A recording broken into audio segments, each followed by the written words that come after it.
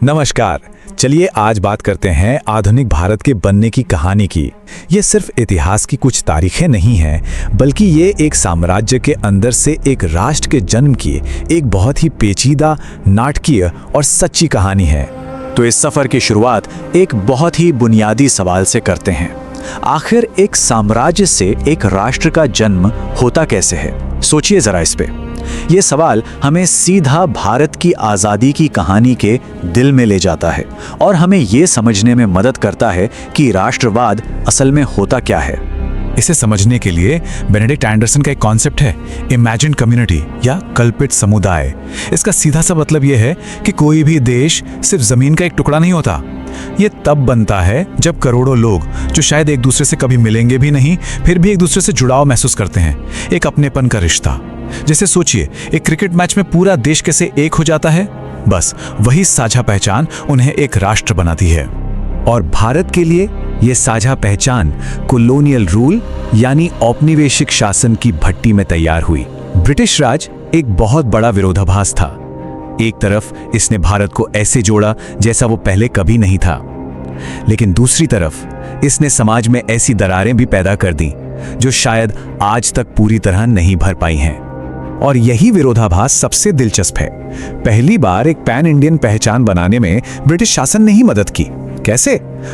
अलग अलग रियासतों, अलग अलग संस्कृतियों में बटे लोगों को पहली बार लगा कि उनमें कुछ तो है जो एक जैसा है, और वो था एक विदेशी शासक के अधीन होने का एहसास। तो कह सकते हैं कि एक कॉमन दुश्मन ने अनजाने में ही एक कॉमन पहचान की नींव रख दी। लेकिन जोड़ने के साथ साथ अंग्रेजों ने अपनी डिवाइड एंड रूल यानी फूट डालो और राज करो की नीति का भी जमकर इस्तेमाल किया। उन्होंने जनगणना और नए कानूनों के जरिए जाति व्यवस्था को पहले से कहीं ज्यादा सख्त बना दिया। जो व्यवस्था पहले थोड़ी लचीली थी, उसे एक कठोर पहचान दे दी गई। धार्मिक पहचानों को राजनीतिक रंग दिया गया, और इन सब नीतियों के नतीजे बहुत दूर तक गए, जो आज भी समाज में महसूस किए जाते हैं। इससे पता चलता है कि असली लड़ाई सिर्फ जमीन पर नहीं थी, बल्कि कहानियों की भी थी, नजरिए की भी थी। 1857 के विद्रोह को अंग्रेजों ने क्या कहा? सिपाही विद्रोह, मतलब बस सेना की एक छोटी सी बगावत। लेकिन भारतीय राष्ट्रवादियों के लिए यह स्वतंत्रता का पहला संग्राम था। घटना एक, लेकिन उसे देखने के नजरिए बिल्कुल अलग। और इसी साझा संघर्ष से जन्मा भारत का स्वतंत्रता आंदोलन। और ये कोई एक आवाज या एक नेता का आंदोलन नहीं था, नहीं, ये तो कई धाराओं, कई अलग अलग रणनीतियों और कई सपनों का एक बहुत बड़ा संगम था। चलिए इस सफर के कुछ अहम पड़ावों पर जल्दी से नजर डालते हैं। 1857 के संग्राम के बाद ईस्ट इंडिया कंपनी का राज खत्म हुआ। 1885 में इंडियन नेशनल कांग्रेस बनी, जो आगे चलकर आंदोलन का सेंटर बन गई। 1905 में बंगाल का विभाजन हुआ, जिसने स्वदेशी आंदोलन को जन्म दिया। फिर 1915 में महात्मा गांधी भारत लौटे और उन्होंने आम जनता को इस आंदोलन से जोड़ा, और आखिरकार 1947 में इंडियन इंडिपेंडेंस एक्ट पास हुआ। अब देखिए, आंदोलन के अंदर भी आजादी पाने के तरीकों पर सोच अलग अलग थी। एक तरफ थे बाल गंगाधर तिलक जैसे नेता, जो सीधी कार्रवाई में विश्वास रखते थे। उनका नारा था, स्वराज मेरा जन्मसिद्ध अधिकार है और मैं इसे लेकर रहूंगा। तो दूसरी तरफ थे महात्मा गांधी, जिनका रास्ता सत्य और अहिंसा का था। उनका मानना था कि राजनीति को नैतिकता से चलाना चाहिए, और उनका हथियार था सत्याग्रह। फिर सुभाष चंद्र बोस जैसे क्रांतिकारी भी थे, जिनका मानना था कि सिर्फ अहिंसा से आज़ादी नहीं मिलने वाली। उन्होंने एक बिल्कुल अलग रास्ता चुना, विदेशों से मदद ली और आज़ाद हिंद फौज बनाकर अंग्रेज़ों को सीधी सैन्य चुनौती दी। और हाँ, जवाहरलाल नेहरू, जो गांधी के सबसे करीबी सहयोगियों में से थे, वो सिर्फ एक स्वतंत्रता सेनानी नहीं, बल्कि एक विजनरी भी थे। वो आज़ाद भारत को एक मॉडर्न, सेक्युलर और समाजवादी देश के तौर पर देखते थे, और इसी सपने ने आज़ादी के बाद भारत की दिशा तय की। लेकिन ये संघर्ष सिर्फ पुरुषों का नहीं था, बिल्कुल भी नहीं। मैडम भीकाजी कामा जैसी साहसी महिलाओं ने तो विदेश में भारत की आज़ादी की मशाल जला रखी। सोचिए, 1907 में जर्मनी में उन्होंने भारत का झंडा फहराया था, और देश के अंदर कमला नेहरू जैसी अनगिनत महिलाओं ने आंदोलन को जमीनी ताकत दी।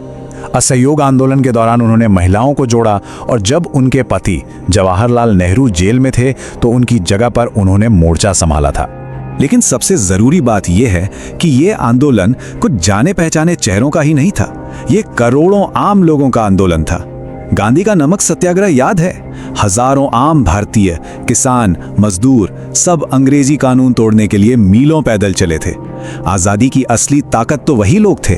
इतने सपनों और इतनी कुर्बानियों के बाद जब आजादी आई तो उसके साथ एक ऐसी कीमत चुकानी पड़ी जिसकी किसी ने कल्पना भी नहीं की थी।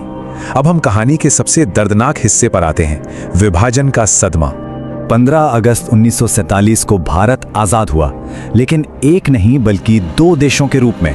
ब्रिटिश भारत को भारत और पाकिस्तान 2 टुकड़ों में बांट दिया गया। ये बंटवारा सिर्फ जमीन का नहीं था, ये दिलों का, घरों का और सदियों से चले आ रहे रिश्तों का था। पंजाब और बंगाल जैसे सूबों को धर्म के आधार पर बेरहमी से बीच से काट दिया गया, और इसका नतीजा मानव इतिहास का सबसे बड़ा और सबसे खूनी विस्थापन। उस दौरान जो हिंसा भड़की, उसमें एक अनुमान के मुताबिक करीब 20 लाख लोग मारे गए और करीब 2 करोड़ लोगों को अपना घर बार, अपनी जमीनें, सब कुछ छोड़कर भागना पड़ा। वो रातों रात अपने ही देश में शरणार्थी बन गए थे। इन घटनाओं ने दक्षिण एशिया का नक्शा हमेशा हमेशा के लिए बदल दिया, और इसकी विरासत आज भी दोनों देशों के रिश्तों और उनकी पहचान को तय करती है। लेकिन सवाल ये उठता है कि क्या ये सब होना तय था? इतिहासकार इयान टैलबॉट और गुरहरपाल सिंह कहते हैं कि विभाजन ना तो अंग्रेजों की फूट डालो और राज करो नीति का कोई जरूरी नतीजा था, और न ही हिंदू मुस्लिम मतभेदों का। यह हमें याद दिलाता है कि इतिहास पहले से लिखा नहीं होता, ये उस वक्त के नेताओं के फैसलों का नतीजा होता है। और यहीं हम अपने पहले सवाल पर वापस लौटते हैं। एक राष्ट्र एक कल्पित समुदाय है, पर तब क्या होता है जब एक ही जमीन पर रहने वाले लोग अपने राष्ट्र की कल्पना ही अलग अलग करने लगे? भारत और पाकिस्तान की कहानी इस सवाल का एक बहुत ही शक्तिशाली, पेचीदा और दर्दनाक जवाब है। एक ऐसा जवाब जिसकी गूंज आज भी सुनाई देती है।